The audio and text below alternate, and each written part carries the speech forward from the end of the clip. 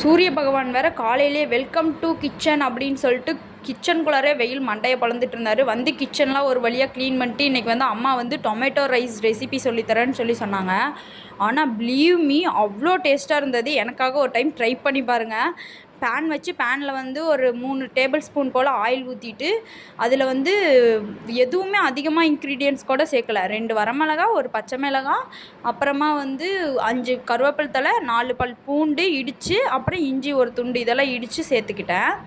அடுத்தது வந்து ஒரு 2 தக்காளி, அரை பெருவெங்காயம் இவ்வளோ தான் சேர்த்துருந்தேன். ஒரு பேன் வச்சு அதில் வந்து ஒரு 2 டேபிள் ஸ்பூன் போல் எண்ணெய் ஊற்றிட்டு அதில் கடுகு, எண்ணெய் காஞ்ச உடனே கடுகு போட்டு, கடுகு காஞ்ச உடனே வந்து அந்த பிரியாணி இலையில் ஒரு ஓல் ஸ்பைசஸ் இருக்கும். எரிஞ்சு போன பேப்பர் வந்து பாதியில் எரி எடுத்து எப்படி இருக்கும் அந்த மாதிரி ஒரு ஸ்பைசஸ் இருக்கும். அதுக்கப்புறமேட்டு தட்டி வச்ச இஞ்சி, பூண்டு, கருவேப்பிலை தழை இது 3ஐயும் போட்டு நல்லா வதக்கிக்கிட்டேன்.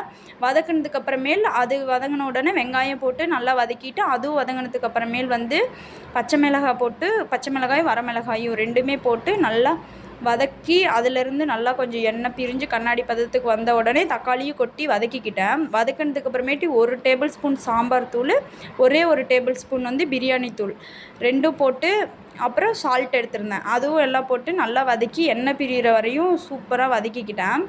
எண்ணெய் பிரிஞ்சு வந்தோடனே சாப்பாடு கொட்டி கிளறிட்டேன். நேற்று வந்து எங்கிட்ட வந்து ஒருத்தர் வந்து சொல்லியிருந்தாங்க. இதுக்கு முன்னாடி நான் வந்து ஒரு யூடியூப் சேனல் வந்து வச்சுருந்தேன் ஆல்ரெடி.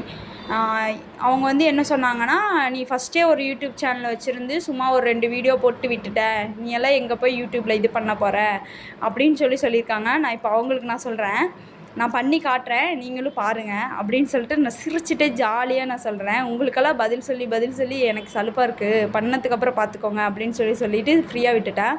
அப்புறம் காலைல எப்போ போல் ரெடி ஆகிட்டு இன்றைக்கி ட்ரெஸ்ஸுக்கு மேட்சாக தோடெல்லாம் போட்டு இந்த அவுட்ஃபிட் தான் சூஸ் பண்ணியிருந்தேன். ஒரு ஒயிட்டும் ஒரு ஸ்கை ப்ளூ கலரும் சூஸ் பண்ணியிருந்தேன். White colour shawl pant, sky blue colour top சூப்பராகவே இருந்தது.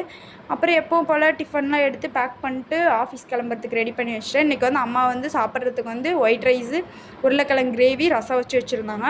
இந்த உருளைக்கிழங்கு கிரேவி வந்து சூப்பராக இருந்தது. உங்களுக்கு ரெசிபி வேணுன்னா சொல்லுங்கள், நெக்ஸ்ட் இதை செஞ்சு போடுறேன்.